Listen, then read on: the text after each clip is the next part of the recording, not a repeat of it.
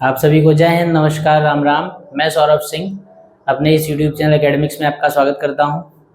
जैसा कि आप सभी जानते हैं, हम सब पढ़ रहे हैं क्लास 10th की मैथमेटिक्स और उसमें कोऑर्डिनेट ज्योमेट्री यानी कि निर्देशांक ज्यामिति नाम का चैप्टर हम पढ़ रहे हैं। तो उस चैप्टर की कुछ क्लासेस हो चुकी हैं और आज की क्लास में जो सवाल होने हैं, जो क्वेश्चंस होने हैं, उसमें पहला क्वेश्चन आपकी स्क्रीन पे है। आइए देखिए, शुरू करते हैं। सवाल को पढ़िए, समझिए और सॉल्व करने की कोशिश करिए। क्या कह रहा है सवाल? सवाल कह रहा है एक बिंदु P किसी रेखाखंड AB को 3:2 के अनुपात में बाह्य विभाजित करता है, यानी बाह्यतः विभाजित करता है। यदि बिंदु A व B के निर्देशांक इतने और इतने हैं तो सिद्ध कीजिए P के निर्देशांक कितने होंगे। आसान क्वेश्चन है, बिल्कुल फार्मूला बेस्ड है। आपसे कहा गया है कि एक पॉइंट P है और एक रेखाखंड AB है। एक पॉइंट P है और एक रेखाखंड क्या है? AB है। एक रेखाखंड यानी कि लाइन सेगमेंट, एक लाइन सेगमेंट AB है। उस AB को एक पॉइंट P बाह्यतः विभाजित करना है, यानी कि विभाजित करता है, यानी कि एक्सटर्नली डिवाइड करता है। किस रेशियो में? 3:2 के अनुपात में। तो आपको प्रूव करना है कि P के कोऑर्डिनेट्स इतने और इतने होंगे। ठीक है, तो इसको सॉल्व करिए, शुरू करिए। चलिए क्या करते हैं, एक लाइन सेगमेंट बनाएंगे। एक लाइन सेगमेंट बना लेंगे AB। ये है आपका AB। वैसे नहीं भी बनाएंगे तब भी चलेगा, बनाने की कोई जरूरत है नहीं इसे।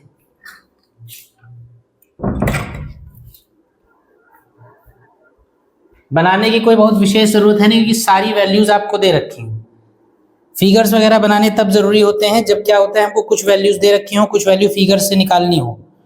ठीक, आइए देखिए क्या क्या वैल्यूज दे रखी हैं, उन पे आप ध्यान दीजिए।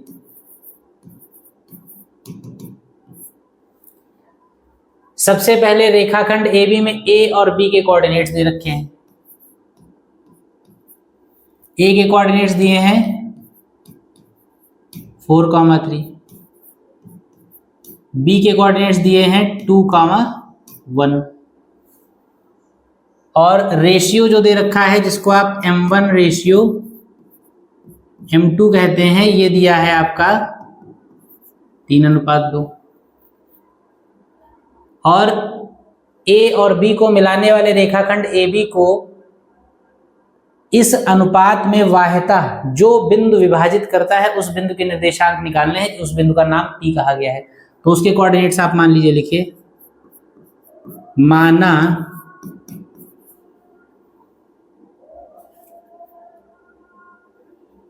AB को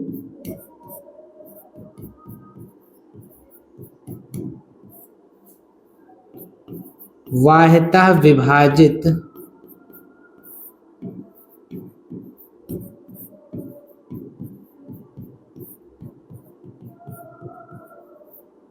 करने वाला बिंदु P x, y है। ये हमने मान लिया। बाह्यतः जो बिंदु विभाजित करता है उसको, उसका जिसका नाम P दिया गया है, उसके कोऑर्डिनेट्स हमने x, y मान लिए। तो फॉर्मूला बताइए क्या कहता है। बाह्यतः विभाजन का जो फॉर्मूला है, x इज इक्वल टू क्या है? M1x2 minus M2x1 upon M1 minus M2। Value रख दीजिए x is equal to M1 का मतलब है 3, x2 ये x1 y1 x2 y2,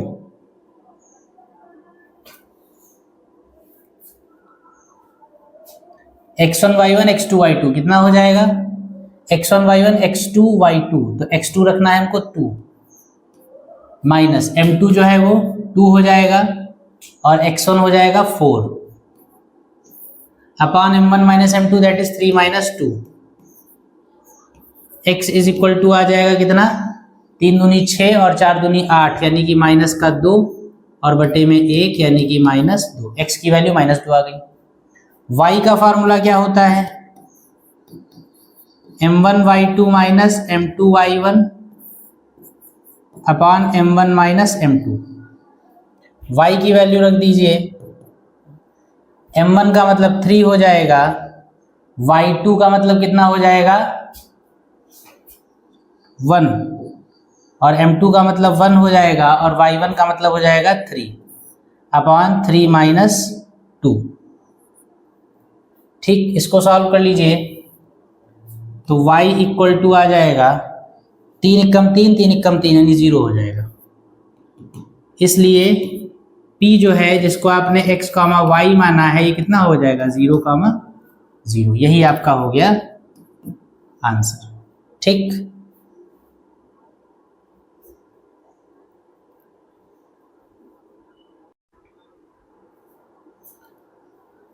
चलिए आइए अगला सवाल देखते हैं।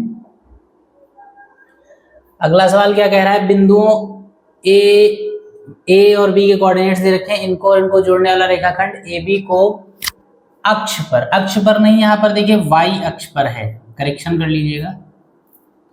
बिंदुओं ए और बी को जोड़ने वाला रेखाखंड ए बी को, बिंदुओं ए और बी को जोड़ने वाला रेखाखंड ए बी, रेखाखंड ए बी यहां पर लिखिए, रेखाखंड ए बी वाई अक्ष को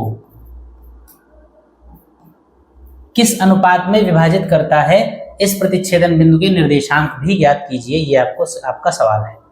ठीक है, मतलब सवाल आप समझ लीजिए, आसान सवाल है। आपको 2 पॉइंट्स दे रखे हैं ए और बी, ए और बी के कोऑर्डिनेट्स आपको दिए गए हैं। आपसे कहा गया है कि ए और बी 2 कोऑर्डिनेट्स जो दे रखे हैं, इन ए और बी को मिलाने वाला जो लाइन सेगमेंट होगा, जो रेखाखंड होगा, ये रेखाखंड y एक्सिस को किसी पॉइंट पर इंटरसेक्ट करेगा, उस पॉइंट के कोऑर्डिनेट्स आपको निकालने हैं। बात समझ में आई? a और b जिन 2 बिंदुओं के निर्देशांक दे रखे हैं, उन दोनों बिंदुओं a और b को मिलाने वाला रेखाखंड, मिलाने वाला लाइन सेगमेंट y एक्सिस को, y अक्ष को किसी बिंदु पर काटेगा। जिस बिंदु पर काटेगा उस बिंदु के निर्देशांक आप बताइए, उस बिंदु के कोऑर्डिनेट्स आप बताइए कि वो कोऑर्डिनेट्स क्या हैं। बात समझ में आई यहां तक? तो देखिए किस तरीके से निकालेंगे।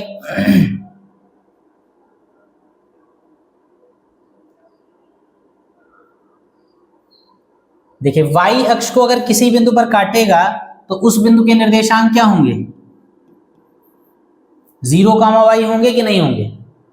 और किसी अनुपात में काटेगा, किस अनुपात में काटेगा ये भी पूछा, किस अनुपात में काटेगा ये भी बताइए। मतलब ए बी रेखाखंड जो है वो y एक्सिस को किसी पॉइंट पर काटेगा, तो जिस पॉइंट पर काटेगा उस पॉइंट पर रेशियो क्या मिलेगा।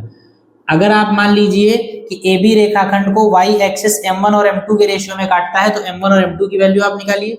उसके बाद इंटरसेक्टिंग पॉइंट भी आप निकालिए, यानी कि ये। तो देखिए किस तरीके से करेंगे सवाल को, ध्यान से समझिएगा।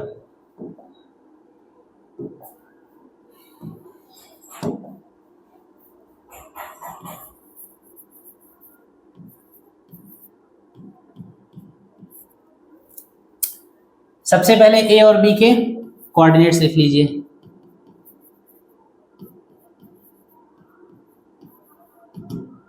गिवन पॉइंट्स, ए के कोऑर्डिनेट्स कितने हैं, 5, -6 और बी के हैं -1, -4। ये बी के हो गए। बात को जरा ध्यान से समझिएगा। कहा गया ए और बी को मिलाने वाला रेखाखंड ए बी जो होगा, ये y अक्ष को किस अनुपात में काटेगा। तो सबसे पहले तो y किस अनुपात में काटेगा ये हम मान लें।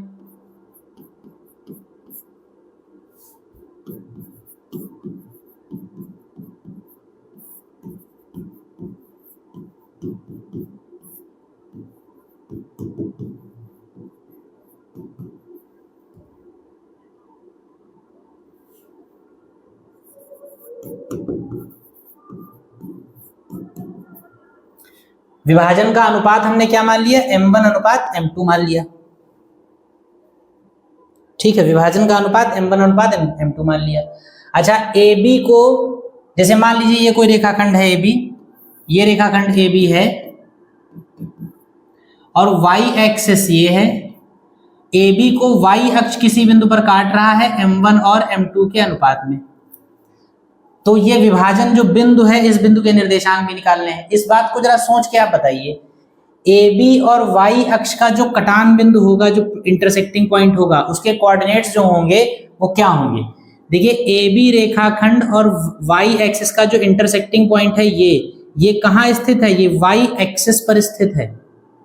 भाई वाई अक्ष को जब ए बी काटेगा तो वो कटान बिंदु वाई अक्ष पर ही तो मिलेगा, वाई एक्सिस पर ही तो होगा। अगर इंटरसेक्टिंग पॉइंट वाई एक्सिस पर होगा तो उस इंटरसेक्टिंग पॉइंट का एक्स कोऑर्डिनेट 0 होगा हमेशा, कि नहीं होगा? भाई क्योंकि ए बी को m1 और m2 के अनुपात में बांटने वाला जो बिंदु है वो y अक्ष को काटने से मिल रहा है, यानी कि y अक्ष पर स्थित होगा वो बिंदु। और अगर वो पॉइंट y एक्सिस पर होगा तो उस पॉइंट का x कोऑर्डिनेट 0 होगा और y कोऑर्डिनेट कुछ होगा तो उसको हम क्या मान लेंगे? y मान लेंगे। यानी इतनी बात स्पष्ट है, इतनी बात क्लियर है, इतनी बात क्लियर होनी चाहिए।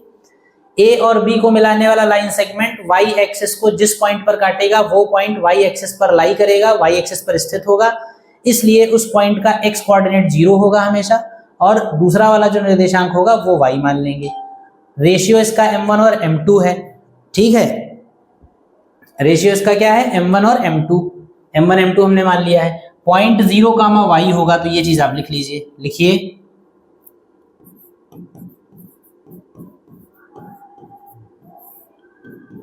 रेखाखंड ए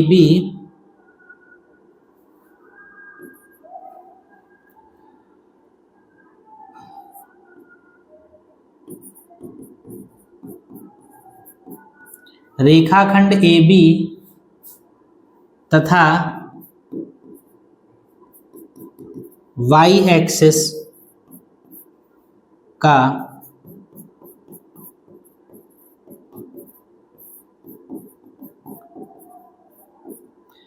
प्रतिच्छेद बिंदु 0 कामा वाई होगा, 0 कामा वाई होगा। अतः 0 कामा वाई वो पॉइंट हो गया जो ए बी को m1 और m2 के रेशियो में बांटता है। तो हम फार्मूला अगर यूज करें क्या लिखेंगे? क्योंकि x इक्वल टू क्या होता है? m1 x2 plus m2 x1 upon m1 plus m2। तो x इक्वल टू क्या? x कितना है? पॉइंट कितना है? 0 कामा वाई, इसमें x कितना है? 0। m1 मालूम नहीं, x2 ये x1 y1 और ये x2 y2, तो x2 का मतलब है -1, m2 का मतलब है m2 ही है, और x1 का मतलब है 5 upon m1 plus m2। Cross multiply करेंगे 0 हो जाएगा, इधर माइनस का m1 प्लस का 5 m2, यानी m1 is equal to 5 m2, यानी m1 upon m2 is equal to 5 upon 1। This implies m1 ratio m2 equal to 5 ratio 1। ये पहला आंसर आ गया। आपसे पूछा गया था y अक्ष को ए बी किस अनुपात में बांटता है, तो किस अनुपात में बांटता है? 5 रेशियो 1 में बांटता है। अब दूसरी बात, आपको वो पॉइंट भी निकालना है जो बांटता है। तो पॉइंट क्या है? ये पॉइंट है 0 कामा वाई, तो इसमें 0 तो हमको मालूम ही है, y की वैल्यू निकाल लीजिए तो वही कोऑर्डिनेट आपका हो जाएगा। तो पॉइंट निकालना है तो उसके लिए हम क्या निकालेंगे? y निकालेंगे। y इक्वल टू फार्मूला क्या होता है? m1 y2 plus m2 y1 upon m1 plus m2। y हमको निकालना है, m1 का मतलब है 5, ये रेशियो आप निकाल चुके हैं, और इनटू y2 का मतलब है -4 प्लस m2 1 है और y1 -6 है अपॉन m1 प्लस m2। ये माइनस का 20 हो गया, ये माइनस का 6 हो गया, अपॉन में 6 हो गया, ये आपका हो गया माइनस का 26/6। काट देंगे, 2 तिहाई 6,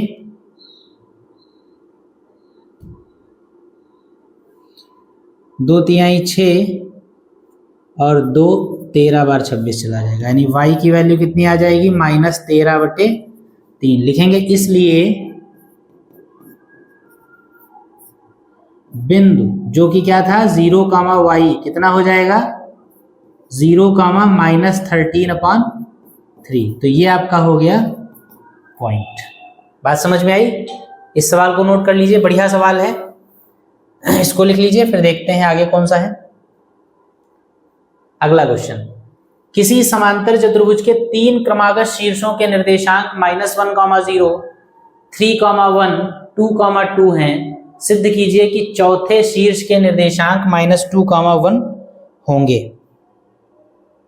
ठीक है, कोई समांतर चतुर्भुज यानी कि पैरेललोग्राम दे रखा है, किसी पैरेललोग्राम के 3 वर्टिसेस आपको दे रखे हैं, यानी कि किसी समांतर चतुर्भुज के 3 शीर्ष आपको दे रखे हैं। देखिए क्या दिया हुआ है आपको, एक समांतर चतुर्भुज है,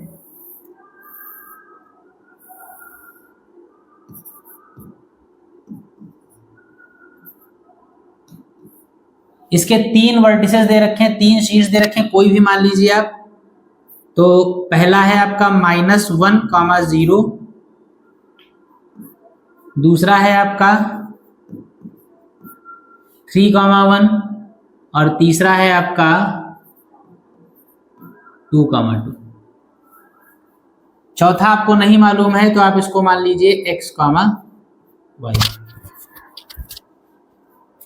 ठीक है, 3 शीर्ष दे रखे हैं, चौथा शीर्ष आपको निकालना है। देखिए क्या तरीका लगाएंगे आप, सोच के देखिए, दिमाग लगाइए थोड़ा सा, किस तरीके से इसको लगाया जाए। इसको देखिए आप, एक आसान तरीका है लगाने का, अगर आप इसके डायगोनल्स को मिला दीजिए,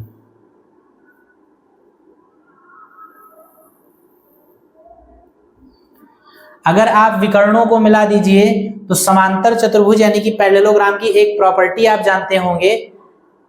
प्रॉपर्टी वो क्या कहती है, किसी भी समांतर चतुर्भुज के दोनों विकर्ण एक दूसरे को समद्विभाजित करते हैं। ठीक है, बाइसेक्ट करते हैं, बाइसेक्टर्स होते हैं एक दूसरे के। समांतर चतुर्भुज के विकर्ण जो होते हैं वो एक दूसरे को बराबर बराबर भागों में बांटते हैं, यानी इन दोनों का इंटरसेक्टिंग पॉइंट जो होता है ये AC को 2 बराबर भागों में बांटेगा और BD को 2 बराबर भागों में बांटेगा। इसका मतलब क्या है, इसको कैसे यूज करेंगे हम, क्योंकि BD और AC का इंटरसेक्टिंग पॉइंट ये, इसको कुछ भी मान लीजिए, P मान लीजिए, सपोज P जो है वो इंटरसेक्टिंग पॉइंट है, और P क्योंकि दोनों को बराबर भागों में बांटता है, इसका मतलब P जो है वो AC का मिड पॉइंट होगा। भाई दोनों का इंटरसेक्टिंग पॉइंट दोनों को बराबर बराबर भागों में बांटता है, इसका मतलब AC जो है, AC का मिड पॉइंट P होगा और BD का मिड पॉइंट भी P होगा। होगा कि नहीं होगा? तो हम क्या करें, AC का मध्य बिंदु निकाल लें पहले, जो भी मध्य बिंदु आएगा वो P होगा, और फिर BD का मध्य बिंदु निकाल लेंगे, वो भी P होगा। जब दोनों P होंगे, दोनों सेम होंगे, तो दोनों को एक दूसरे के बराबर कर देंगे। तो आइए देखिए,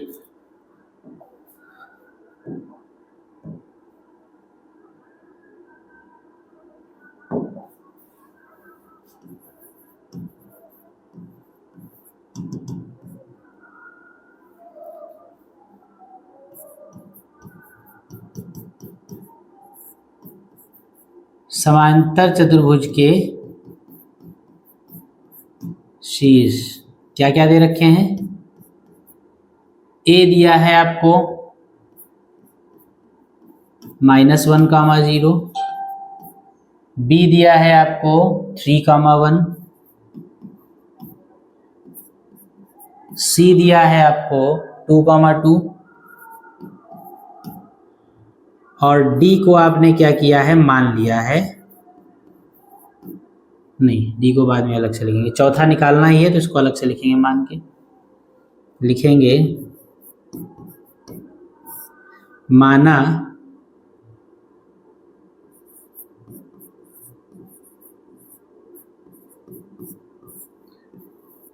चतुर्भुज का चौथा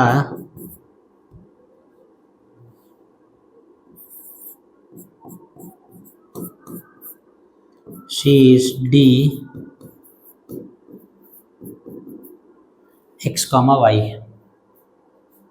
ठीक, तो अब हम क्या करें, पहले AC का मध्य बिंदु निकालिए और BD का मध्य बिंदु निकालिए।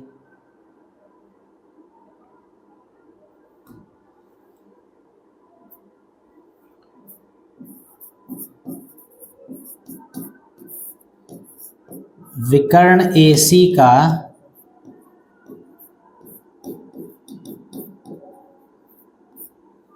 मध्य बिंदु।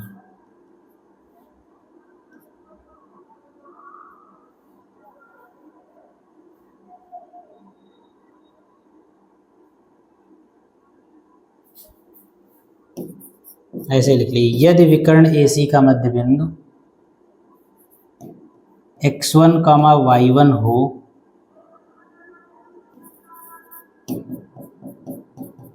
तो हमने मान लिया विकर्ण AC का मध्य बिंदु जो है वो x1, y1 है, तो x1 कितना होगा?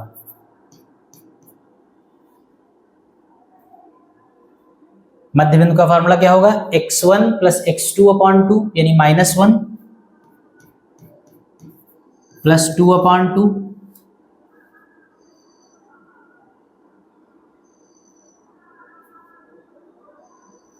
एक साथ ही लिख लीजिए चाहे तो क्या होगा? x1, y1 बराबर x1 का मतलब -1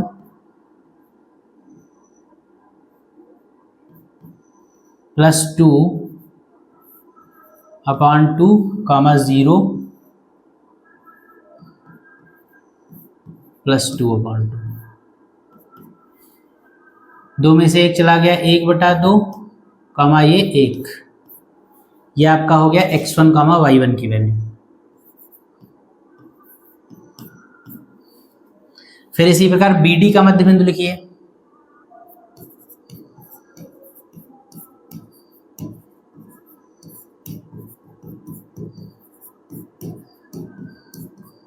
यदि x2, y2 हो तो x2, y2 की वैल्यू क्या होगी? फिर वही x1 प्लस x2/2 यानी x प्लस 3/2 y प्लस 1/2, ये हो जाएगा। अब दोनों मध्य बिंदु आ गए। अब हम प्रॉपर्टी यूज करेंगे, क्योंकि हम जानते हैं कि समांतर चतुर्भुज के विकर्ण एक दूसरे को परस्पर समविभाजित करते हैं। क्योंकि हम जानते हैं कि समांतर चतुर्भुज के विकर्ण एक दूसरे को दो बराबर बराबर भागों में बांटते हैं, इसका मतलब दोनों के ही मध्य बिंदु जो है वो सेम, ये एक ही होंगे। क्योंकि समांतर चतुर्भुज के विकर्ण परस्पर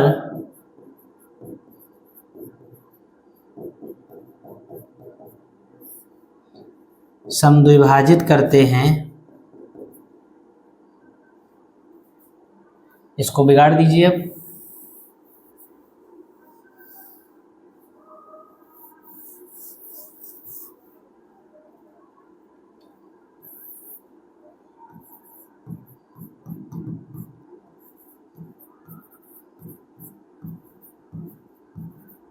अतः उनके मध्य बिंदु एक ही होंगे। क्या मतलब है इसका? इंप्लाइज दैट x1 y1 जो होगा वही x2 y2 होगा, सेम होंगे। x1 y1 क्या है? 1/2 1 is equal to x plus 3/2 और y plus 1/2। This implies x plus 3/2 is equal to 1/2। 2 से 2 कैंसिल हो गया, x इक्वल टू -2 आ गया। ठीक। दूसरा y plus 1/2 is equal to 1 हो गया, y इज इक्वल टू 2 1 कम 2 1 चला गया 1। अतः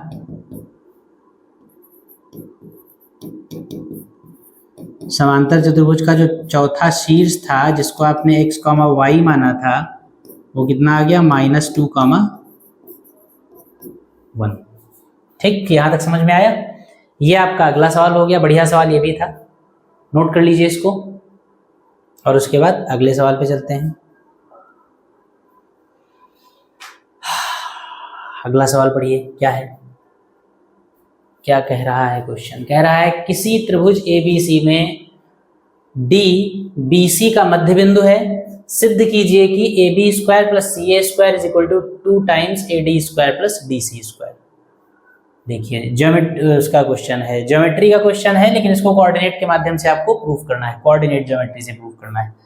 कहा गया किसी त्रिभुज ABC में D जो है वो भुजा BC का मध्य बिंदु। सबसे पहले इसमें एक चित्र बना लीजिए और इसमें जो भी फिगर बनाया करिए, ऐसे जब कोई ट्रायंगल्स दे रखे हो तो कोशिश किया करिए कि जो भी फिगर दे रखा है त्रिभुज या चतुर्भुज जो भी, कोशिश करिए कि उसका एक शीर्ष मूल बिंदु पर आप बनाइए, तो आपके लिए सवाल को सॉल्व करना आसान हो जाता है। देखिए कैसे, एक ट्रायंगल ABC दे रखा है, तो देखिए हम ट्रायंगल ABC कैसा बनाएंगे।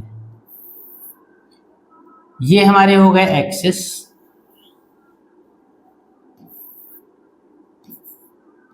ये हो गए हमारे एक्सिस अक्ष, और एक ट्रायंगल ABC है, देखिए हम ऐसे मान लेंगे, ये एक ट्रायंगल। भाई कोई कंडीशन तो दे नहीं रखी कि ट्रायंगल कहाँ बना है, कैसा बना है। एक त्रिभुज बना है, तो एक त्रिभुज बना, तो एक त्रिभुज हमने मान लिया ये ABC है, ठीक।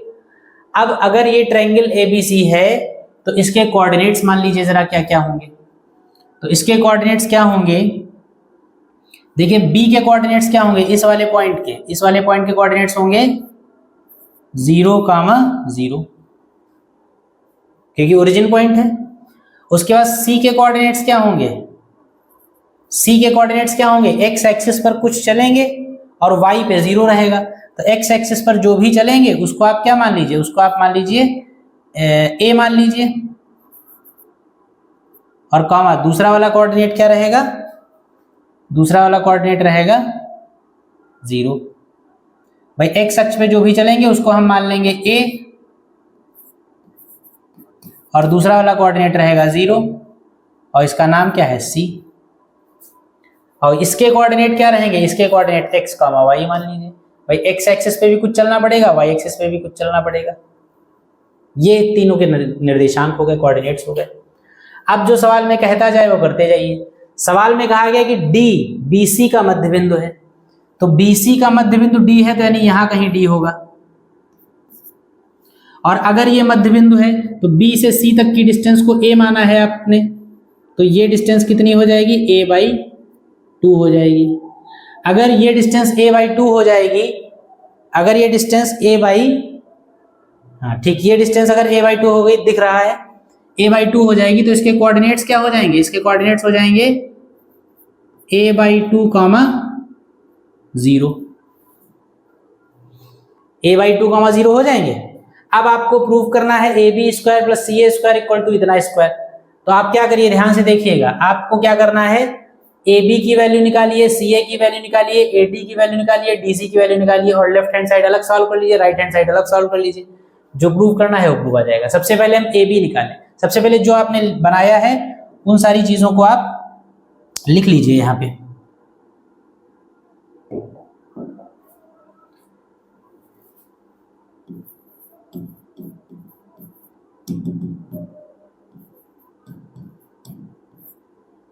माना त्रिभुज ABC का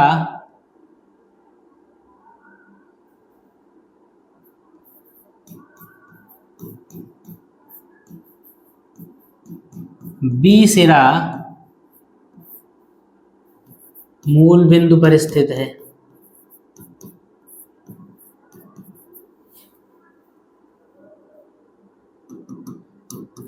इसलिए चित्रानुसार AB तथा C के निर्देशांक A के क्या होंगे, x, y, B के क्या होंगे 0, 0, C के क्या होंगे A, 0। क्योंकि डी बी सी का मध्य बिंदु है, इसलिए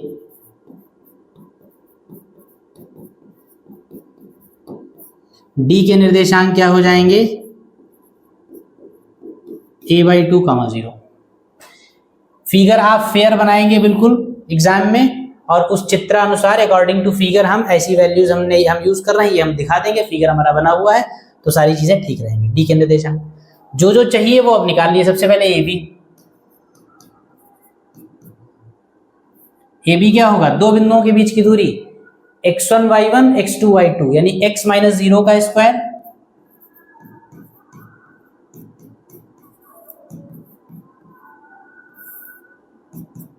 ये आ जाएगा X square plus Y square, ए बी की वैल्यू, इसलिए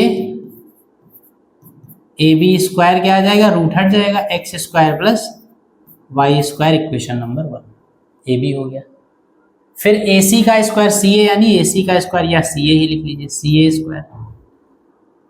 सी ए का मतलब सी ए या ये a माइनस एक्स का होल स्क्वायर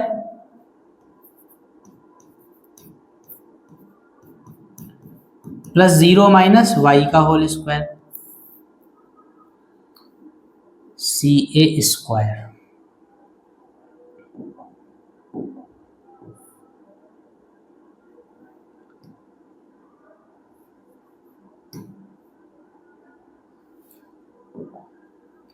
सी ए की वैल्यू आ गई, इसलिए सी ए स्क्वायर बराबर क्या हो जाएगा, ब्रैकेट ओपन कर दीजिए, रूट हट जाएगा, ये ब्रैकेट खोल दीजिए, a square plus x square minus 2ax plus Y square, equation number 2।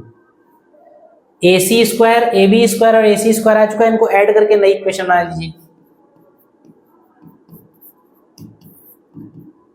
समीकरण 1 प्लस समीकरण 2 क्या हो जाएगा, A B square plus C A square is equal to, देखिए x और x जुड़ जाएंगे 2x स्क्वायर हो जाएगा, y और y जुड़ जाएंगे 2y स्क्वायर हो जाएगा, बाकी प्लस का a स्क्वायर बना रहेगा और माइनस का 2ax बना रहेगा, इक्वेशन नंबर हो जाएगी 3। ये हमारा लेफ्ट हैंड साइड की वैल्यू हमने निकाल ली। इसी तरीके से आप राइट हैंड साइड की वैल्यू निकाल लीजिए। राइट हैंड साइड क्या है, सबसे पहले ए डी स्क्वायर की वैल्यू निकालिए।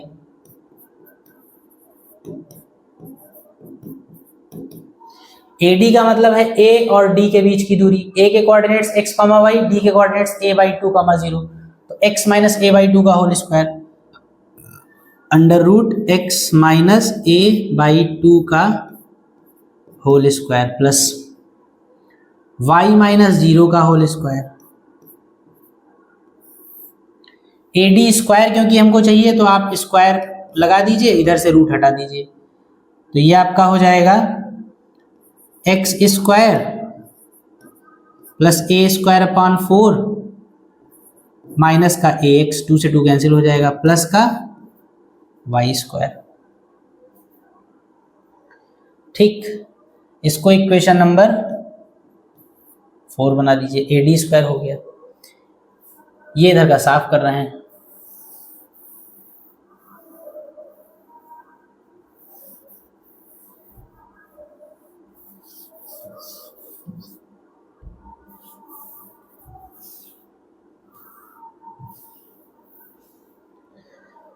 ए डी स्क्वायर हो गया, डी सी स्क्वायर निकाल लीजिए या सी डी स्क्वायर, डी सी स्क्वायर।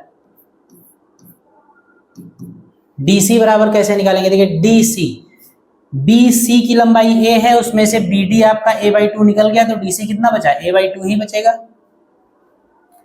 तो डी सी इक्वल टू कितना हो जाएगा, B C minus B D, that is a minus a/2, यानी कि ये हो गया a/2। हमको चाहिए डी सी स्क्वायर, तो ये हो जाएगा a स्क्वायर बाई 4। इसको इक्वेशन बनाने की कोई जरूरत नहीं है, ए डी स्क्वायर है, डी सी स्क्वायर है लिखेंगे, इसलिए ऐड कर दीजिए दोनों को, AD square plus DC square, solve कर लीजिए।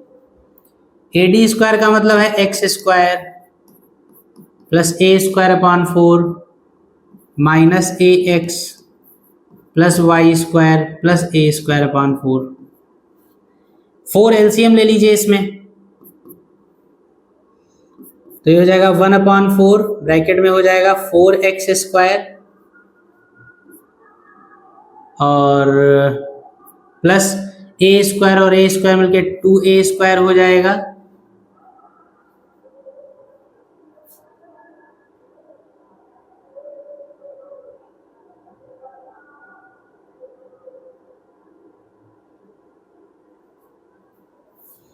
ठीक। 4x square plus a square मिलकर 2a स्क्वायर हो जाएगा, प्लस ये 4y स्क्वायर हो जाएगा और माइनस का 4ax हो जाएगा, ठीक। कॉमन क्या मिलेगा, 2 कॉमन मिल जाएगा, तो जब 2 कॉमन मिलेगा 1/4 पहले से था, 2 कॉमन मिल गया तो क्या बचेगा, 2x square plus 2y square plus का a स्क्वायर माइनस का 2ax। ये 2 से 2 ये कैंसिल हो जाएगा, 4 2 बार। ये इधर आपका लिखा है AD square plus DC square, ये 2 नीचे से इधर आ जाएगा मल्टीप्लाई में, और ये जो लिखा हुआ है इसको अगर ध्यान से देखिए तो क्या लिखा हुआ है,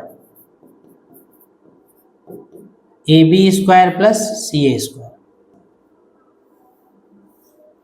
बात समझ, यहां से देखिए 2 कॉमन लिया हमने, कॉमन निकला, इसने 4 को काटा, बटे वाला 2 इधर आ जाएगा तो AD square plus DC square के मल्टीप्लाई में चला जाएगा, और ये जो ब्रैकेट के अंदर बचा है समीकरण 3 बताता है कि ये ब्रैकेट के अंदर वाली चीज AB square plus AC square की वैल्यू है, यही आपको प्रूफ करना था।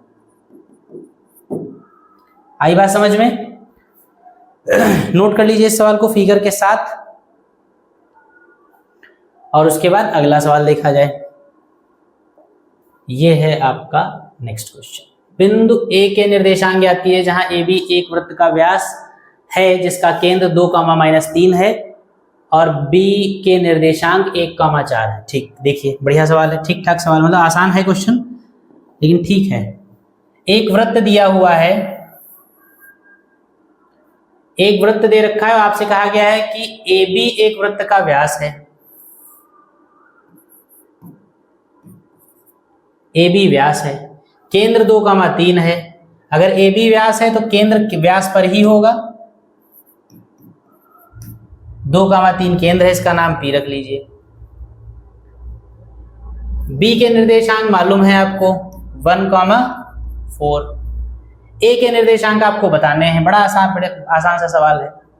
एक वृत्त है, वृत्त का व्यास AB है, यानी डायमीटर एक सर्कल का AB है, और उस AB में से एक B के कोऑर्डिनेट दे रखे हैं, सेंटर के कोऑर्डिनेट आपको दे रखे हैं, व्यास का दूसरा वर्टेक्स निकालना है आपको, यानी कि इसको अगर आप x, y मान लीजिए तो x, y निकालना है। तो आप बताइए क्या करेंगे। आप ये जानते हैं कि सेंटर जो होता है सर्कल का वो डायमीटर का आधा, मतलब डायमीटर के मिड पॉइंट पे होता है। भाई व्यास का मध्य बिंदु जो होता है वही तो केंद्र होता है, क्योंकि व्यास केंद्र से होकर जाता है और व्यास वृत्त को 2 बराबर भागों में बांटता है, तो व्यास का मध्य बिंदु जो होता है वही आपका वृत्त का केंद्र होता है।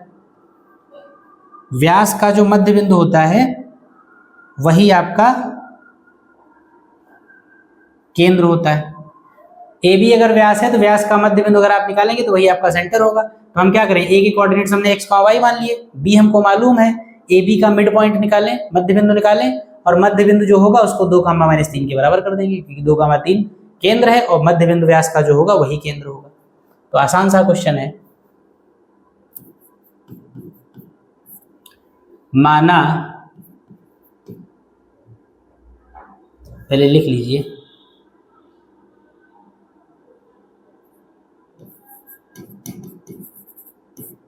क्या दिया है,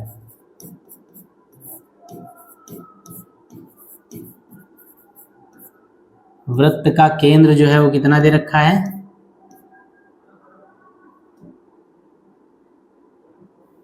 वृत्त का केंद्र जो है वो दिया है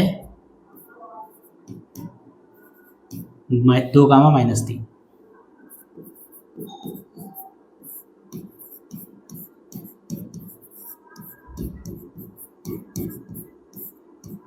व्यास का एक सिरा दिया है 1,4। दूसरा सिरा निकालना है तो हम मान लें,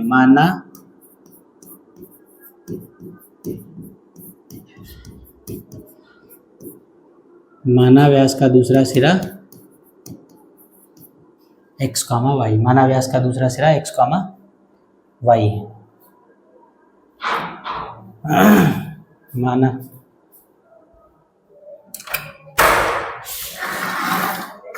बैठवा रहे हैं।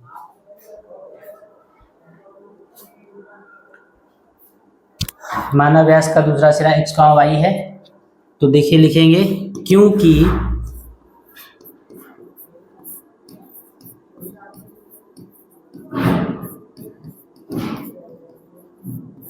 व्यास का मध्य बिंदु ही वृत्त का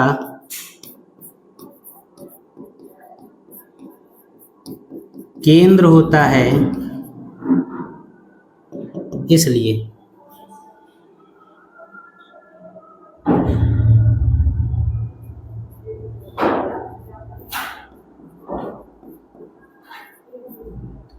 AB का मध्य बिंदु लिखेंगे। इसलिए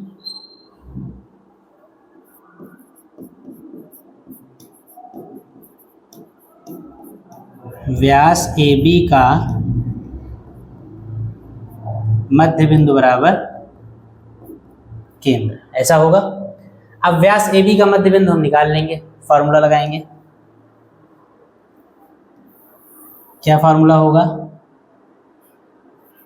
x1 प्लस x2/2 कामा y1 प्लस y2/2, ये मध्य बिंदु होगा और ये बराबर किसके होगा? 2 कामा -3 के।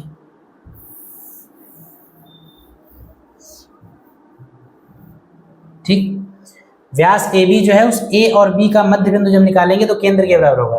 तो A के जो कोऑर्डिनेट्स हैं इसको x1 y1 कह दीजिए, इसको x1 y1 कह दीजिए और इसको x2 y2 कह दीजिए। लिखना चाहें लिख लें यहाँ पे। ये आपका हो गया x1 y1 और ये आपका हो गया x2 y2। तो x1 y1 और x2 y2 का जो मध्य बिंदु होगा वो केंद्र यानी इसके बराबर होगा। तो x1 y1 x2 y2 का मध्य बिंदु होगा x1 प्लस x2/2 और y1 प्लस y2/2 और इज इक्वल टू किसके होगा? 2 कामा -3 के।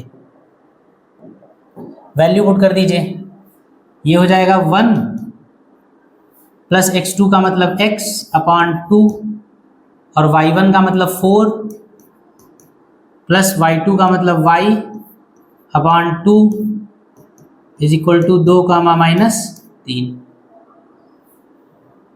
ये इसके बराबर है तो बारी बारी से एक एक को बराबर कर दीजिए। लिख लिए तुलना करने पर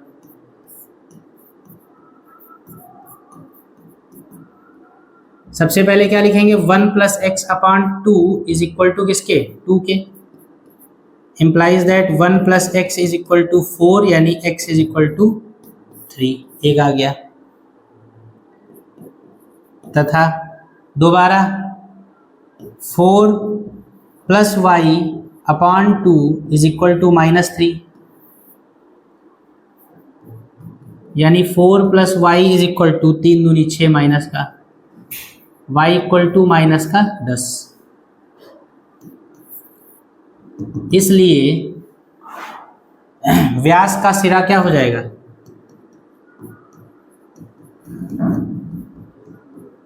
व्यास का सिरा जो कि आपने x, y माना है वो कितना हो जाएगा? 3 कामा -10। लिख लीजिए इसको, सवाल को।